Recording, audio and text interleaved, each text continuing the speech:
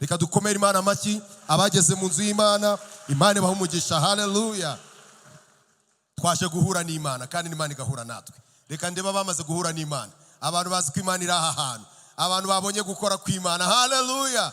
Imana ishimwe ko waje aha ufite ibyiringiro yuko utaje uzanywe n'ikindi ahubwo uje guhura n'Imana. Natwe kuri Harvest Bible Fresh Rwanda Mahoko twakubwiye ngo ikaze muri kuri Harvest, itorero ryanjye n'umuryango wanjye, itorero ryawe n'umuryango wawe. Itorero niki?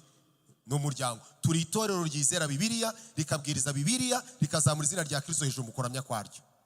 Turi itorero ribero gwesha Imana iki? Icyubahiro, dusoza inshingano nkuru twasigiwe na Kristo mu mwuka w'itegeko risumba ayandi. Iyo nshingano no guhindura abantu kwa bigishwa. Niyo mpamvu tufatana umwanya tukiga natwe. Rero dusanze turi kwiga inkuru za Noheli. Twatangiye umwaka twiga igitabo cy'ibyakozwe n'intumwa, ariko ubu twabaye duhagazeho gato ngo tufate twige inkuru za Noheli. Muzi ko tugeze ku cyumweru cya kangahe? Cya gatatu. Dutangiye kwiga siri yiswe ngo inkuru ya Noheli, the Christmas story. Inkuru ya Noheli. Umushumba ubwo yadutangiriraga, dutangira uku kwezi kwa 12, twaganiye tubona ko amasezerano n'ubuhanuzi byose bisohorera muri nde? Muri Kristo. Nta masezerano nta buhanuzi hanze ya Kristo, ahubwo ibyahanuwe n'ibyavuzwe byose muri Bibiliya bisohorera byuzura muri Kristo. Niyo mpamvu hari umurongo abantu bagiye bagoreka bigisha Bibiliya bakomeza amategeko, bakavuga ngo Yesu ntabwo yaje gukura amategeko, ngo ahubwo yaje kugira ute? Muvuge cyane ngo yaje kugira ute? Uwo murongo ntubaho muri Bibiliya. Uwo murongo uvuga ngo Yesu yaje gukomeza amategeko ntubaho. Nibaho ntubaho. Yaje gusohoza, to accomplish, yaje kuzuza. Haleluya. Yaje gusohoza kuko amategeko n'ibyahanuwe byose byavugaga nde?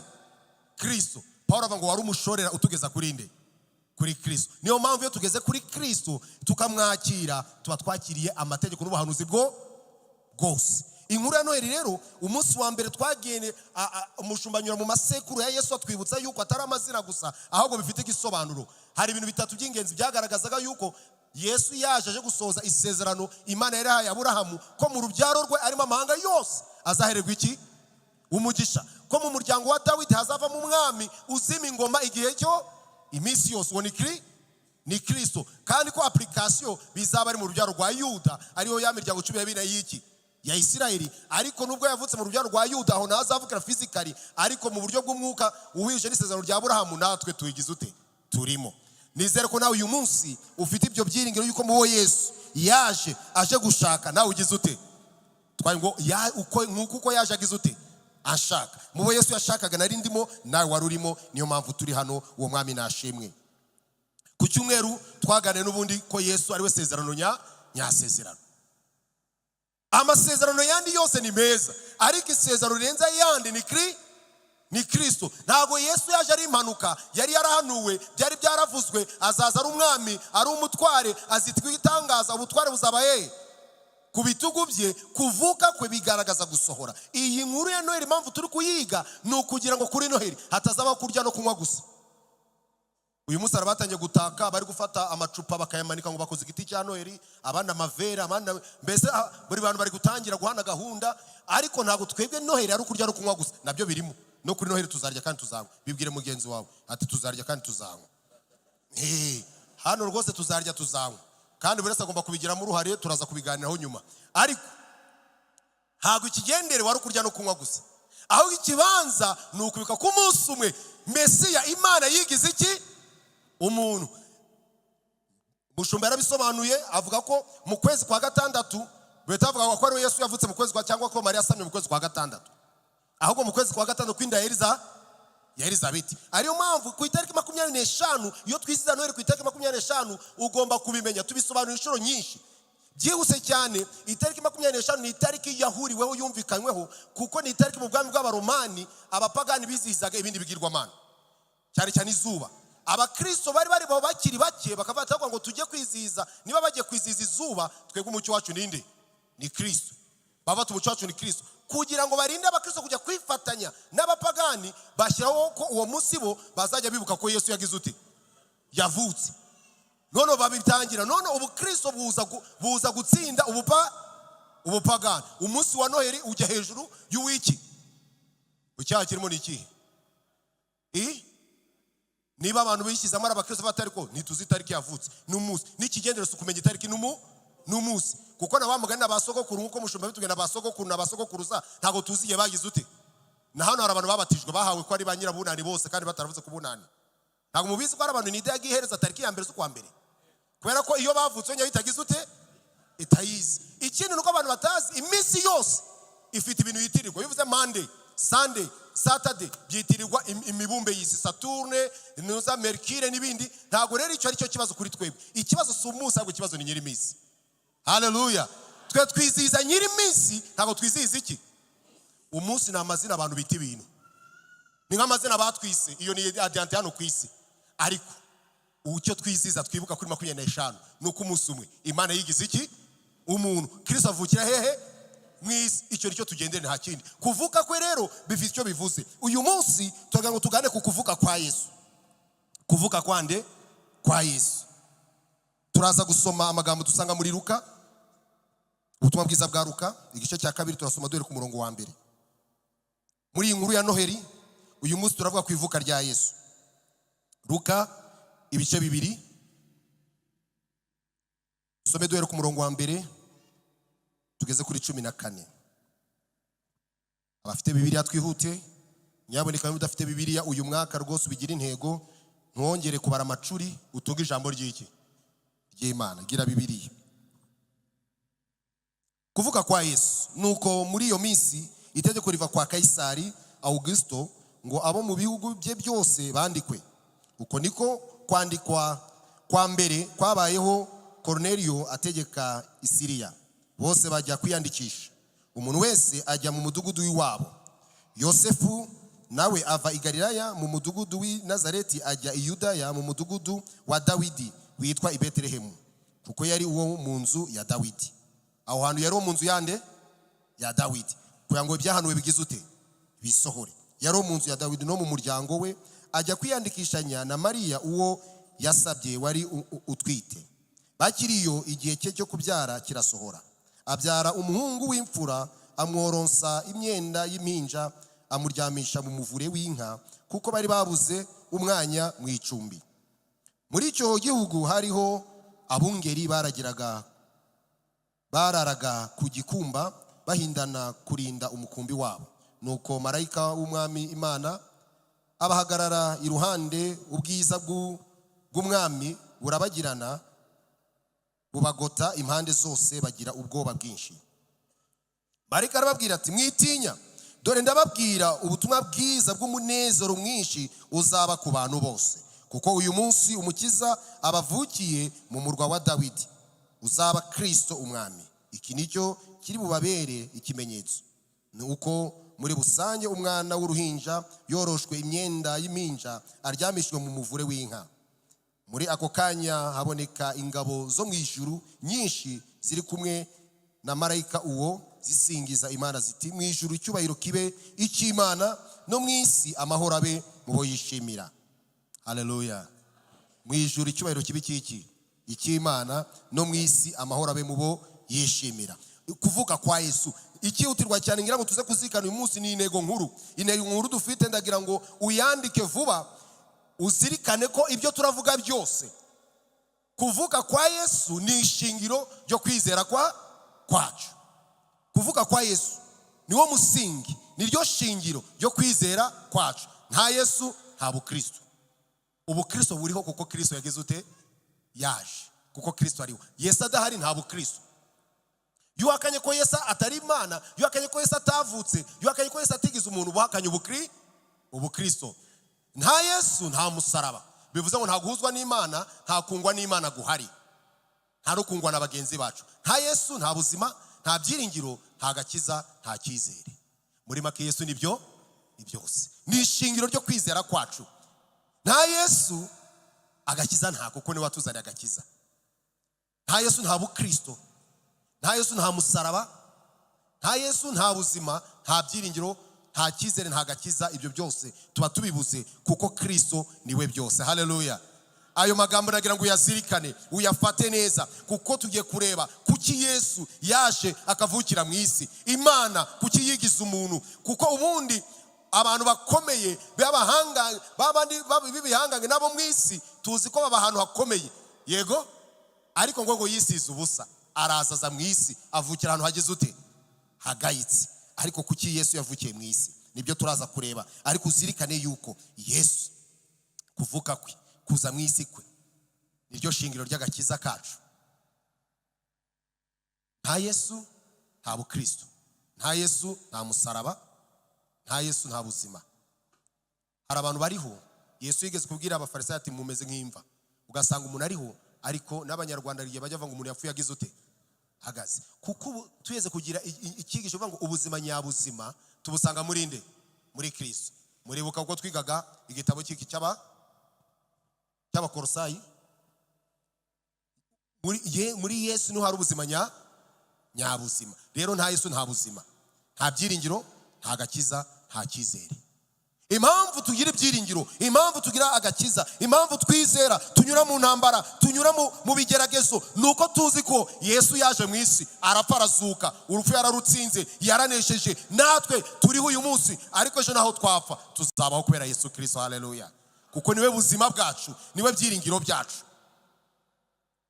Yesu yavukiye mu isi. Mu nkuru twasomye batujya ngo kuvuga kwa Yesu, wakwibaza none uku kuvuga kwa Yesu kuvuza iki? Impamvu enye Yesu yavukiye mu isi. Twihuse cyane ka turebe izi mpamvu enye zitwereka kuki Yesu yavukiye mu isi. Icyambere, kuvuga kwa Yesu ni igikorwa kigaragaza guhambara kw'Imana. Ni igikorwa, kuvuga kwa Yesu bigaragaza ugukomera no guhambara kw'iki, kw'Imana. Buriya icyogeza bavuga sovereignty, ariko mu Kinyarwanda bavuga guhambara, ko ni nkaho Imana iri hejuru ya byose kandi irarengeye, irenze byose na bose, irahambaye. Bya bindi Dawidi yavuze ngo uburebure bwawe nta wabuheza ubugari bwawe, nuvuga ngo irahambaye. Kuvuga kwa Yesu bigaragaza icyo. Kuko inkuru dusomye yaba ngo nuko muri iyo minsi, hara twasomye ku murongo wa mbere ukagera kuri 7, bari kuvuga ngo kuvuga kwa Yesu ko kwagenze, urasanga Yesu yaravutse mu gihe gikwiriye. Haleluya. Icyambere impamvu Yesu ahambaye nuko yavutse mu gihe kigize ute, gikwiriye. Ntabwo ari igihe cyagenwe n'umuntu, ntabwo ari igihe cyagenwe ngo Mariya na Yosefu n'abapanye ngo ibaze Mariya na Yosefu baza kubipanga, bari kwitegura bagashaka n'umwanya ahantu heza n'ibitaro byiza azagira ute, azavukiramo. Ariko kubera ko Imana ihambaye, ikora uko ishaka mu gihe ishakiye, Yesu yavutse mu gihe gikwiriye. Haleluya. Niyo mpamvu iyo twibuka inkuru ya Yesu ndagira ngo ubwire ngo igihe cyose urimo, ubuzima uri kunyamo bwose, nubwo icyo nicyo gihe gikwiriye cy'Imana. Haleluya. Wibuke ko uyu mwaka w'iki, w'insinzi. Iyo nsinzi ntahandi yaboneka muri Kristo. Igihe gikwiriye, Yesu yavutse mu gihe gikwiriye. Kubera iki? Inyigisho zatangiye zatubanjirije naho ndabitindaho, zamaze kubisobanura neza. Abahanuzi bari barahanuye, bari baravuze ibye, uko azavuka, igihe azavukira, aho azavukira, ariko umunsi nyawo ntibari bagize ute, ntibari bawuzi. Ariko bari bazi ngo azaza mu isi. Ariko ngo igihe gisohoye, mwasomye igihe kigize ute, igihe cyande, igihe cyande cya Yesu. Igihe cy'Imana ntabwo kigenwa natwe, ntabwo aritwe tugena igihe cy'Imana igomba gukora. Bya bindi abantu bariho mu iminsi, ubona umuntu agenda ngo ngwino tuguhanurire, ngo ngwino tukubwire ibyawe, umuntu agakanda Imana ikavuga, agakanda gaceceka. Si cyo gihe Yesu yavutsemo. Yesu yavutse mu gihe Imana ishaka. Haleluya. Mu gihe Imana yagize ute, yagennye. Niyo mpamvu bigaragaza ko ahambaye. Yavutse mu gihe gikwiriye. Yesu yavukiye ahantu hagize ute, hakwiriye. Haleluya. Ahaho n'ubushyire nigeze kubabwira tumasero bavuga ati ahantu Yesu yavukiye hagaragaza guca bugufi, hagaragaza ubumana bw'Imana. Ukurikije ko yari Imana, ukurikije ko yari Imana yigize umuntu, ntabwo yari uwo kuvukira. None n'umwanditsi nawe agaragaza ko Mariya na Yosefu bagerageje gushaka iki, icumbi. Mwabibonye muri gusoma?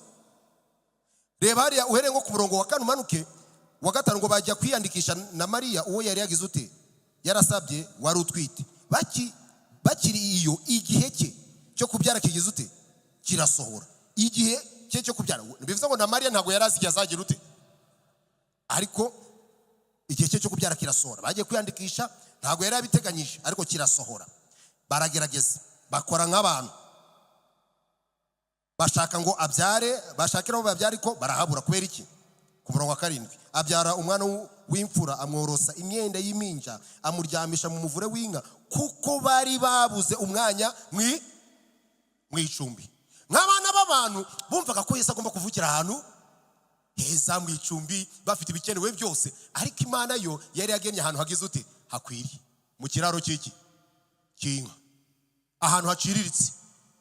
N'umungeri umumarayika ajya kubwira abantu yabwiye bwa mbere, yabwiye abashumba, manza yari azi ko abashumba nibagira mu kiraro ntibaragira ute, ntibarinuba, n'iby'ikiraro bagize ute, barabimenyere. Niba abashumba barageze bagakuka, niba barageze bakakora isuku ntumbaze, ariko nibo bantu ba mbere bagize ute, bamusuye. Ariko cyo impamvu Imana ihambaye, ikora uko ishaka, mu buryo ishaka, n'ahantu igize ute ishaka. Ntabwo Yesu yavukiye ahantu abantu bagennye, yavukiye ahantu Imana yagize ute, yagennye. Avuka mu gihe Imana yagize ute, yagennye. Bigaragaza guhambara kw'Imana, bigaragaza gukomera kw'Imana, bigaragaza ko inzira z'Imana zitandukanye n'inzira zacu, imigirire y'Imana itandukanye n'imigirire yacu. Zirikana ko kuvuka kwa Yesu bigaragaza guhambara no gukomera kw'Imana. Yesu yavukiye mu muryango ukwiye.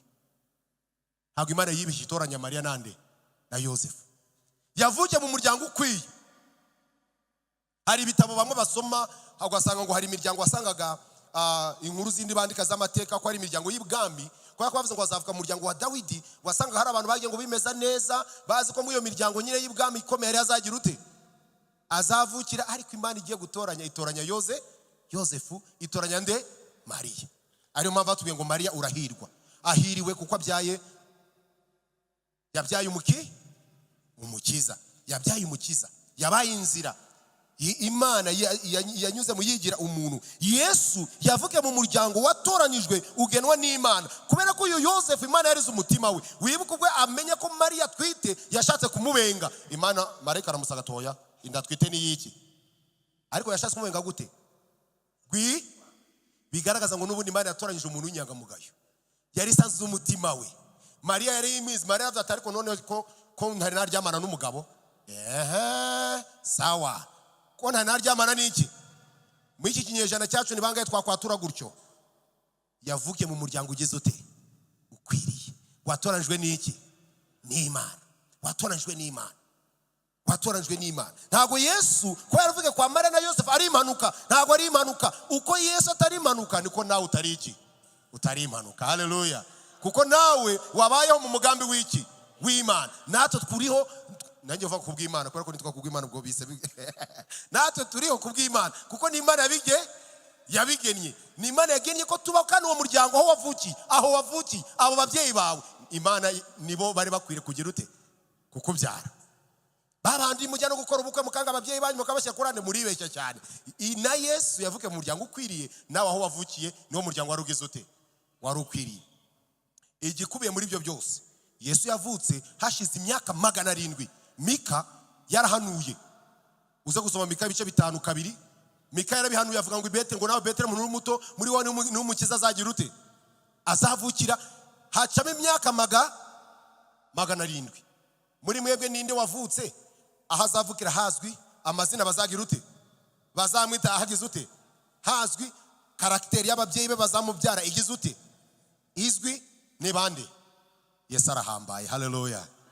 Kuvuka kwe bigaragaza guhambara kw'iki, kw'Imana, bigaragaza kurengera kw'Imana. Imana irakomeye kubera ko yavutse mu gihe kigize ute, gikwiriye. Avukira ahantu hagize ute, hakwiriye. Nubwo haciritse mu kiraro cy'inka, ariko hagaragaza guca bugufi kw'iki, kw'Imana. Yesu avukira nanone mu muryango ugize ute, ukwiye. Avuka kandi byarahanuwe imyaka 700 imbere. Kuki Mika? Nuko na mbere ya Mika abandi bamuhanuye, ariko Mika ari mu bantu bahanuye nyuma mbere y'imyaka 400 yo bita ngo ya silence, yo guceceka, aho ubuhanuzi hatonye kubaho ubuhanuzi ngo abantu bahanure byandikwe nk'ibyahanuwe byera. Ariyo mpamvu bakristo mubimenye neza, ubuhanuzi ava ngo bwuzura muri Kristo. Iyo tugeze kuri Kristo ntabwo tuzatubwira ngo yewe ngo Imana inyeretse ko ejo uzapfa, ahubwo tuzatubwira ngo oya, Imana inyeretse ko ni wakira Yesu Kristo niyo wapfa ejo uzajya uzajya mu ijuru. Ubwo nibwo buhanuzi. Kuko none Yesu aje yabe ngo mbazanye inkuru nziza. Haleluya. Wari uwo gupfa, wari umunyabyaha, ariko napfuye mu cyimbo cyawe. Iyo unyakire nk'umwami n'iki, n'umukiza, ubonye agakiza, niyo wapfa ijuru uzagira ute, uzarita. Ubwo nibwo buhanuzi. Nakubwiye ngo wewe ngo ngwino ngubwire ibyawe ni bihe byarasobanutse. Haleluya. Imana yasobanuye ibyacu byose ubwo yatangaga Yesu Kristo. Haleluya. Niyo mpamvu muri ibyo yavuze ngo yafashe ngo imigisha yose mu buryo bw'Imana ngo yishyira muri Kristo iramuduha. Yarimbaga Abefeso igice cya mbere, uzagisome. Paul abivuze neza, imigisha mu Mana bwose twahereye muri Yesu. Yadutoranyije tutarabaho, iduhindura abana bayo. Muri Kristo nimo byagize ute? Byaberewe. Imana yacu irahambaye, tuyikomera amashyi menshi cyane. Kuvuka kwa Yesu kugaragaza guhambara kw'Imana. Icya kabiri, Yesu yavutse kugira ngo atubere umukiza. Kuvuka kwa Yesu mu yandi magambo byatuzaniye agakiza. Yavutse ngo atubere umukiza kuko kuvuka kwe byari urugendo rutangira rwo kwitegura kujya ku musaraba kugira ngo asohoze byose. Kuvuka kwa Yesu, Yesu yavutse kugira ngo atubere umukiza. Yusomye 8 ukamanuka hepfo, marayika ati mwitinya nje kubabwira inkuru nziza yuko umukiza yatuvuke, Kristo umukiza. Haleluya. Ijambo umukiza ni ijambo rikomeye cyane. Ni nk'umuti. Kubera iki? Akiza iki? Nuvuga ngo icyaha ni Mungu yazanywe mu isi nuko Adamu atumviye Imana, icyaha kinjira mu isi. Icyaha kinjira mu isi kizanira n'ubutaka kugira ute? Kuvumwa. Kizanira urupfu hehe? Mu isi. Ariko Yesu aza ari igisubizo. Niyo mpamvu Yesu agomba kuza gapfa, kuko ibigo byanwe ngo nkiza urwango hagati yawe wanzoka we n'urubyaro rw'umugore, uzarukomeretsa agatsitsino ariko ruzakujanjagura iki? Umutwe. Uwo ni Kristo wavugwaga. Kuko Kristo kubambwa ku musaraba, ariko umusaraba Satani yari yishimye, apfuye akajyanwa mu mva, Satani yari yishimye, ariko azutse. Haleluya. Satani yaratsinzwe. Ntabwo ngiye kuvuga ngo abandi bavuga ngo aramufata, ngo amukoza hirya, ngo amukubita, ngo amumena impanga, ngo aramwereza. Oya, ntabwo aribyo ndi kuvuga. Ayo ni amarangamutima y'abantu b'abarokore. Ngo yaratsinze Yesu, ngo yafashe Satani, ngo amukoza hirya, ngo amukoza hino. Mwarimu ari kubyumva, ngo aramwereza, ngo amumena impanga, ngo yaratsinze. Oya, Yesu yaratsinze. Haleluya. Nibyo, Yesu yaratsinze, ntabwo tubihakana. Ariko uko yatsinze ntabwo ari gutyo muri kubivuga. Ntabwo intambara Abefeso n'ubundi Paulo asobanura ngo intambara turwana ntabwo turwana intambara yo mu mubiri, turwana intambara mu buryo bw'umwuka, kuko abo turwana nabo ntabwo bambaye inyama n'iki n'amaraso. N'intambara Yesu yarwanye ntabwo ari intambara y'umubiri. Niyo mpamvu Petero atangiye gukeba amatwi, sibize inkota mu bwubati. Yesu yo ntambara tugize ute? Turwana. Mu ijuru mfite abantu nahamagara na legiyoni. Ugiye kubara, nigeze kubara iyo mibare, marayika umwe w'Imana afite ubushobozi bwo kwica abantu barenga 120.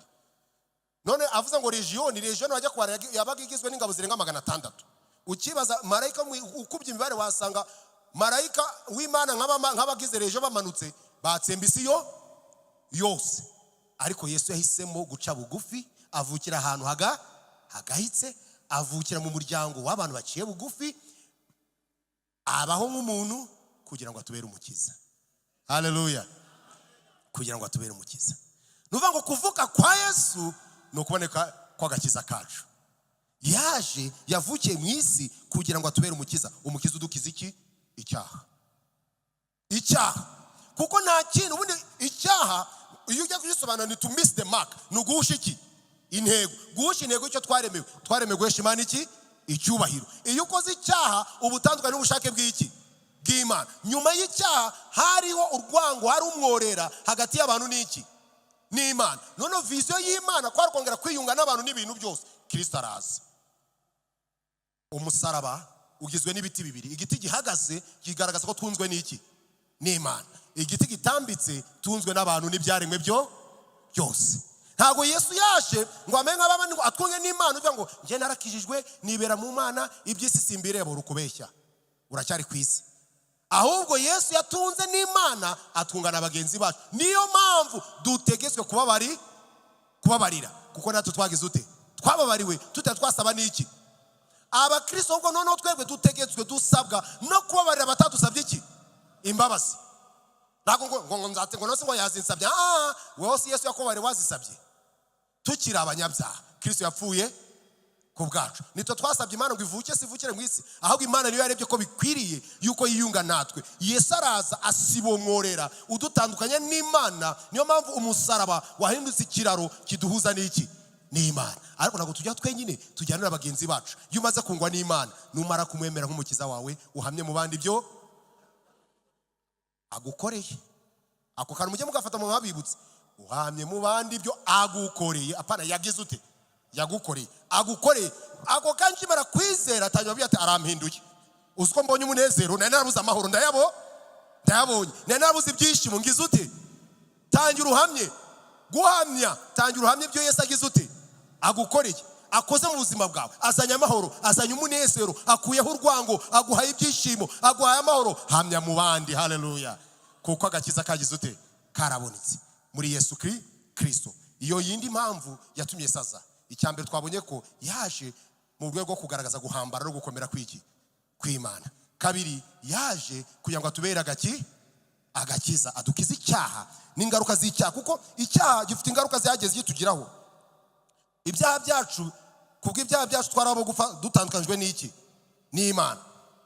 Ariko Yesu yaje kugira ngo ibyo byose agize ute, abikureho, adukize ingaruka z'ibyaha, adukure mu bubata bw'ibyaha. Kuko za ngaruka zikujyana mu bubata, ugasanga umuntu yabaye imbata y'ubusambanyi, imbata y'ubusinzi, imbata y'amagambo. Ariko Yesu aje. Haleluya. Icyo mukundira, iwabo warabaswe gute, ntago waba indaya ngo urenze Rahabu. Rahabu yari umusitari uzwi bose, ku buryo n'abaje ari abatasi bavuye ahandi. Umuntu wa mbere bamenye mu murwa ukomeye w'i Yeriko ninde? Ni Rahabu. Ariko nawe tumusanga mu gisekuru cya Yesu. Haleluya. Nta wari wese Yesu atakiza.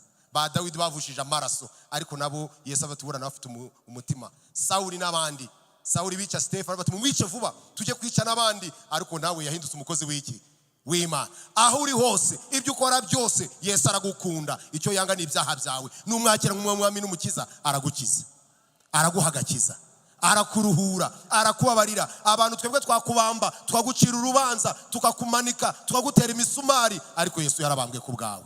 Yesu yabambwe ku bwanjye, kandi n'urukubamba nawe ni umunyabyaha. Twese hano ntawe uzajya mu ijuru kuko ari umukiranutsi. Icyo cyumve neza. Ntago njyewe sinakiranuka, ahubwo Yesu afata gukiranuka ko akakunyambika. None niyo mpamvu ngo iyo mbonyeho amaraso ntagira ute, ntancira urubanza, ambonye amaraso yande ya Kristo umukiza wanjye. Haleluya. Rero nawe genda ubwira abandi iyo nkuru nziza. Niba Yesu yarakubabariye, Yesu akakugirira neza, akakubohora, n'abandi yababohora. Nabo babwire ko Yesu agira neza. Icya gatatu, Yesu ntago yaje kutubera agakiza gusa, ahubwo uzirikane ko Yesu yavukiye mu isi kugira ngo atubere umwami. Haleluya. Arakuntu abantu bajyaga bari mu dukorasi, arakuntu dukorasi mugenda bamwe ducika, tumwe twabaga dusekeje, ariko utundi natwo ari sawa. Aradukorasi twishi umuntu yibuka agaseka. Tuzakora defile tugeze mu ijuru tunyuranyura namwe. Ubaga ako kantu, afashe defile ahise yijyana he mu ijuru. Ngo tugera ngo tuzicara ku nyanja y'ibirahuri. Kandi ngo iby'amaso ataragira ute, atarabona, iby'amatwi ataragira ute, atarumva. Ariko nimukabarenganye kuko afata ibyazi kandi ntibishoboka. Mwibuke ko na Yohana yerekwa ibyo mu ijuru, yaravuga ngo mbona igisa ibyo yabonaga yabigeranyaga n'ibyo agize ute, n'ibyazi. Kuko ibyo yabonye ntago yabisobanura, ahubwo yashakaga icyo bimeze kimwe akabigereranya. Natwe rero ni gutyo n'abantu bajya bigira. Ariko mu makorasi menshi turirimba, hari nayo turirimba ukumva koko niyo. Yego abavuga ngo papa n'umutware utwara iki, ngo papa niwe mutware utwara iki. Aha, Yesu rero yaje ngo atubere umutware utwara abatware. Haleluya. Yaje ari umwami w'abambi. Haleluya. Kuvuka kwe, wibuke ko ngo umwami yagize ute, yatuvukiye. Abanyabwenge bahageze bo none, ariko abanyabwenge mwabantu mwe rero, abanyabwenge bamugani nabo sinzi byabo. Bageze ibwami kandi ngo nabanyabwenge, babwira ibwami ngo tuje kure umwami wagize ute. Ibaze kujya ku mwami ukamenya ngo tuje kureba umwami wagize ute, wavutse. Mu bwenge bw'abanariza yabo bumvaga ko umwami nta handi yavukira uretse ibwami. Ariko Yesu avuke mu muvure w'inka, mu kiraro cy'inka, kuko guhambara kw'Imana, gukora kw'Imana bitandukanye kure cyane n'ibyo abantu twibwira. Haleluya. Nawe ushaka kusuzuguritsa uvuga ngo navukiye he, yanga wasohoraga filime yakunda avuga ngo Nyakariro niho haragiye mu bantu, waravukiye iyo kure hatagaragara, haciye bugufi, ariko nawe wavukiye Yesu yakugira umwami w'abami, yakuzamura, yaguhindura amateka, kandi yarabikoze. Yaduhindura amateka, yaduhaye izina, yaduhaye kumumenya, yaduhaye haleluya kwitwa abana b'Imana, yatwambitse ubwiza bwe. Bariya abantu bamaze kurokoka rimwe na rimwe mujye mwemera ibisazi byabo. Ukumva umugabo aremye ngo niyo mpamvu ngo igikoma nkashima iki. Umugabo agatinyuka ava mu bantu akanywa igikoma, kandi mu Banyarwanda ngo igikoma ni kimwe umugabo. Nubwo nyine handi tuyihereye tukinywa, ariko iyo umurokore yarokotse aratinyuka ava ngo niyo mpamvu igikoma nkashima Imana, cyabura nkanywa amazi nabwo nkashima iki. Haleluya. Iyo amateka yahindutse ntabwo ugira isoni zo kuvuga Yesu, kuko ni umwami w'abami. Ntabwo dutinya, ntabwo batugira, kuko turangajwe imbere n'umwami w'abantu. Insinzi ni iki? Yesu aturangaje hehe? Kuko ari umwami w'abami. Yaje kutubera umwami, kandi ni umwami ari ku ngoma, yahoze ku ngoma, azahora ku ngoma. Abamwizera turashinganye. Ahahise hacu nanone n'ejo hazaza harashinganye, kuko turi abana b'umwami. Haleluya. Ntukisuzugure, ntukitesha agaciro, ujye uzirikana yuko dufite umwami w'abami. Yaravutse, yaje mu isi ngo umwami azavuka mu muryango wande wa Dawidi, azima ingoma yande ya Dawidi. Usoma ayo magambo neza ku murongo wa 11, urabona ko ntago Yesu yaje gusa, ahubwo yaje aje kutubera umwami. Kuko uyu munsi umukiza atuvukiye mu murwa wande wa Dawidi, uzaba Kristo umwami. Dawidi mu murwa wa Dawidi, Kristo umwami. Ntabwo ari umwami gusa nk'ubisanzwe, ahubwo ni umwami w'abami. Niwe nyiri ibintu byose, niwe nyiri isi. Yesu yaje kugira ngo atubere umwami. Hari ibintu wagombye kurebaho ukamenya ko Yesu ari umwami wawe koko. Hari ibintu bitatu. Icyambere, kubyatura ku mugaragaro. Kwatura ku mugaragaro, confession, to confess publicly. Ukavuga ati njyewe nemera ko mu Yesu yapfira nanjye ngize ute ndimo, nemera ko ari umwami n'umukiza w'ubugingo bwanjye. Ibyo iyo byatuye Yesu abakubereye umwami. Abandi bo hari akantu utanga, hari akantu ugize ute utanga. Yesu ntacyo agusaba, ni ukwatura gusa, kubyemera ukabyatura. Bati njyewe nemera ko mu Yesu yapfiriye ndimo, nemera ko Yesu ari umwami w'umukiza w'ubugingo bwanjye, abakubereye umwami. Niba warabyatuye, niba ubyemera, niba utabihisha, niba ubivuga ku mugaragaro, niba ubyatura, Yesu ni umwami wawe. Yesu ni umwami wawe. Ariko niba utabyatura, niba udashobora kubivuga, ukaza ukisha, ntabwo ari gutyo. Ni ukubivuga Yesu ni umwami wanjye, Yesu ni umukiza wanjye, Yesu ni uyoboye ubugingo bwanjye, ukagira iryo shyaka ryo kubivuga, ntugire isoni.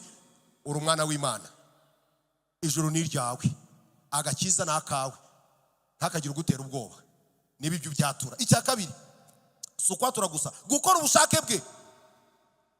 Matayo 7 wasoma ngo hari abazaza mu ijoro ngo twarahanuraga mu izina ryawe, ngo twakoraga ibitangaza mu izina ryawe, ngo twirukanaga abadayimoni. Yesu atari ko sinigeze mbamenye. Ati mumve imbere mwa nkozi zimwe sigeze mbamenye, ngo kandi ninjye wari umutezi wa korari ntera amakorasi n'indirimbo.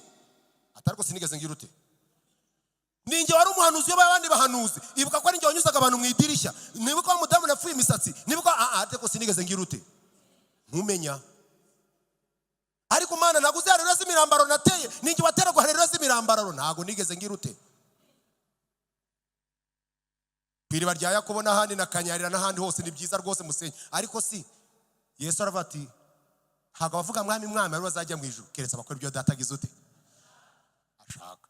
Ibyo data ashaka nuko twera imbuto kandi nyinshi: urukundo, guca bugufi, kwihangana, kwizera. Ibyo byose nizo mbuto zabizera. Nibyo data ashaka ko dukora. Ntabwo ashaka ko twiyamamaza, ko twivuga, ko twigaragaza. Ashaka ko tumugaragaza, ashaka ko tumwamamaza, kandi azamamara biciye mu mibereho yacu, muko twatura tuvuga Kristo. Ariko bikagaragara mpamvu Yakobo avuga ngo kwizera kutagira imirimo kwa kugize ute gupfuye. Nuvuga ngo niba twata ko twizeye, reka imirimo yacu igaragare ko twizeye.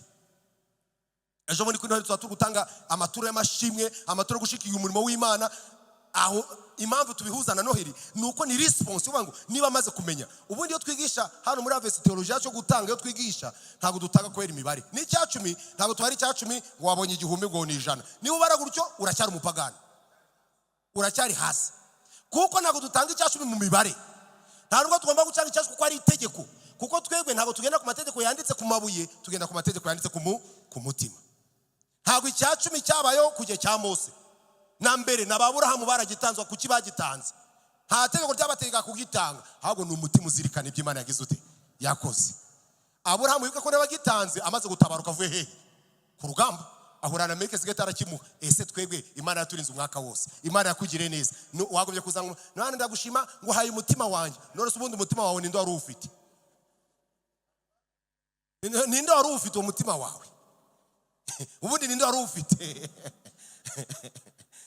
Ahubwo response dukora nuko ngo Yesu tumaze kumenya turakwituye tuguhaye mu byo waduhaye. Nubundi ntago tuhaye Imana ngo iduhe ahubwo tuya mu byo yagize ute yaduhaye. Niyo mpamvu tuvuga ngo dutanga ko turi abanyamugisha, ntago dutanga ngo twakira iki umugisha, ahubwo ko turi abanyamugisha kuko twagira umugisha niyo mpamvu dutanga. None iyo utanze uva mu bwiza ujya mu ki mu bundi. Haleluya. Ntago rero dutanga ituro ngo tanga Isaka wawe. Niba hano hari umuntu uzakubwiye ntazagire uzakubeshya ngo tanga Isaka. Isaka yatanzwe rimwe kandi nawe Imana itanga inshungu. Ngo tanga Isaka wawe. Warangiza ugafata bitanu ngo nose bitanu ni Isaka. Bitanu ni Isaka.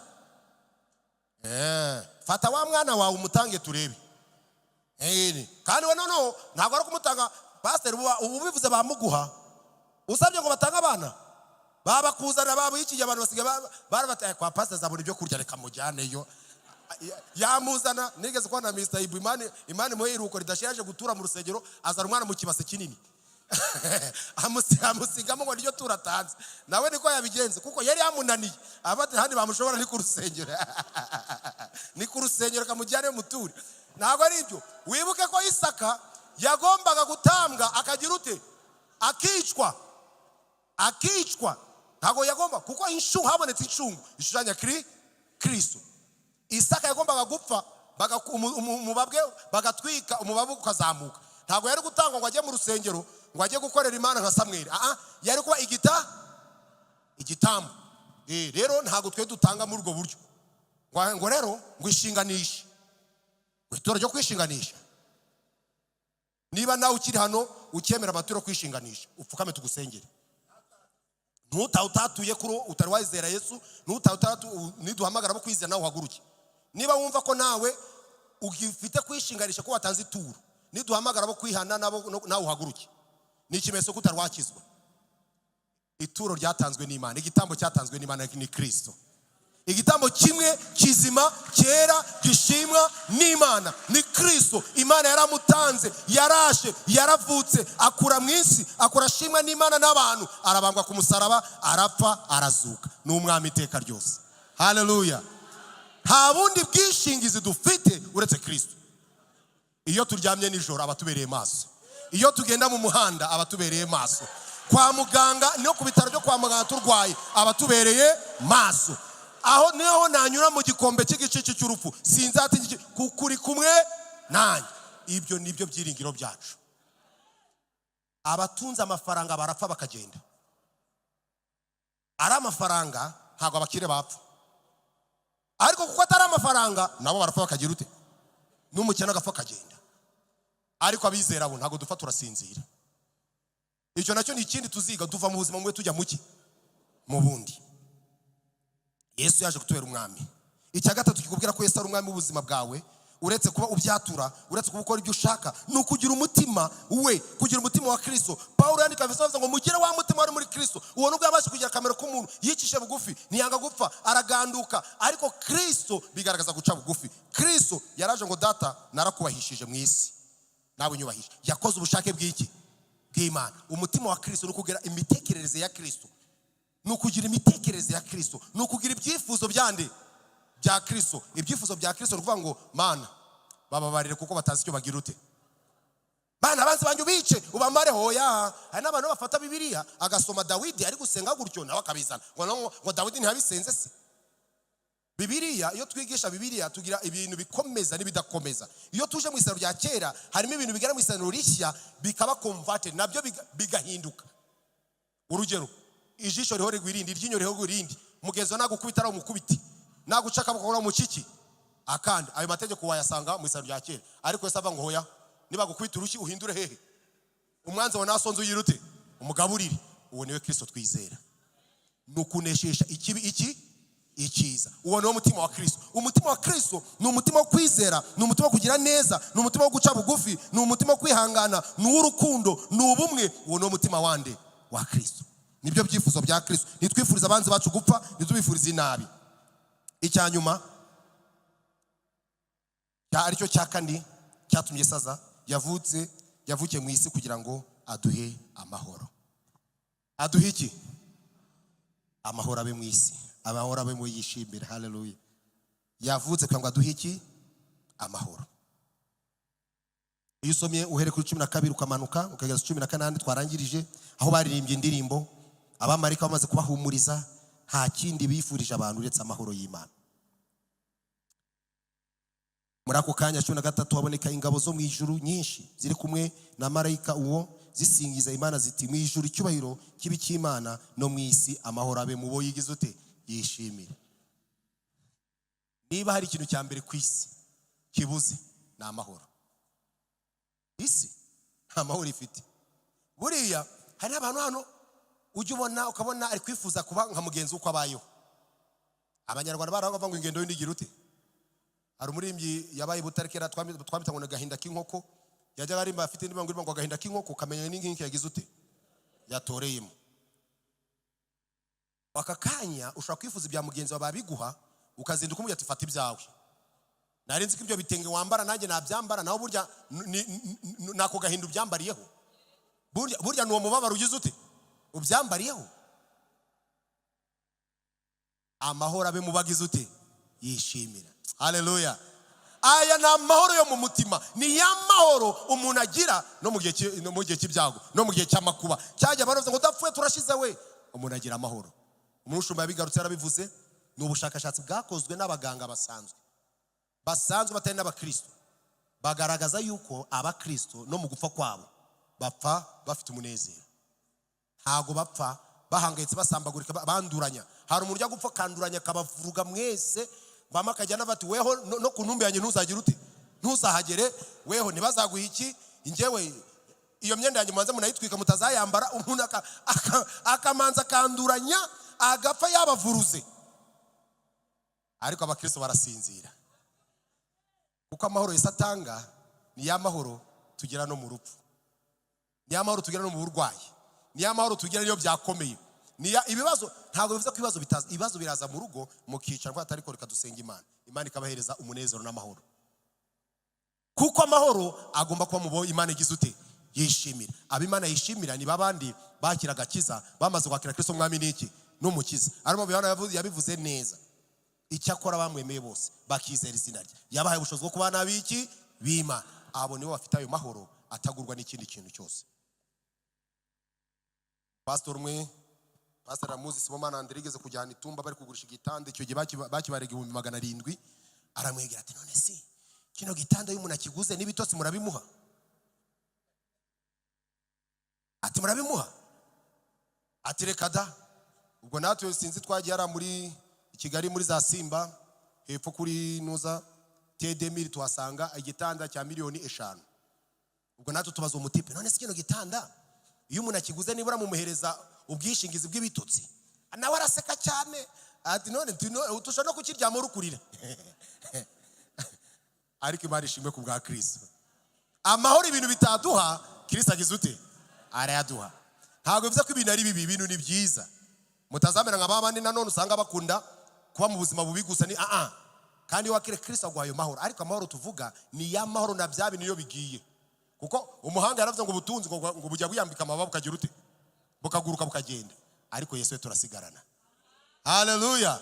Ayo niyo mahoro, ayo niyo mahoro yacu. Uwo niyo byishimo byacu, niwe munezero. Amahoro abe mu bagize ute? Yishimire. Tujye gusenga Imana. Ariko ndagira ngo baze ikibazo. Wamaze kwakira Kristo mwami n'umukiza wawe, yaravutse, yaraje, niwe gakiza kacu, niwe utanga amahoro. Ya mahoro hari abantu bameze anyogokuru wanjye yarafite inkono ya Yesu maganyiro. Yaba yagize ibibazo agafata agatumura ngo ubwo ari kuganyira iki? Nubundi nuyitereka hasi bya bibazo birabe kigize ute? Bigikanuye bikureba. Ariko Yesu wamwakiriye. Haleluya. Yavuze ngo yemwe abarushye n'abaremerewe nimuze musange ndagira ute? Ndabaruhura. Mwe munyigireho kandi ngo umutwaro we ntugize ute? nturemereye. Ayo niyo mahoro atanga umunezero. Niyo mpamvu umuntu yaremye ngo amahoro meza atangwa nande? Na Yesu. Niba uri hano ukaba utari wakira Kristo nk'umwami n'umukiza, ndakurarika kugira ngo uzamure ikiganza cyawe. Ntugire isoni kugira ngo tugusengere. Ariko hari n'abantu batinya, nabo njya mbabwira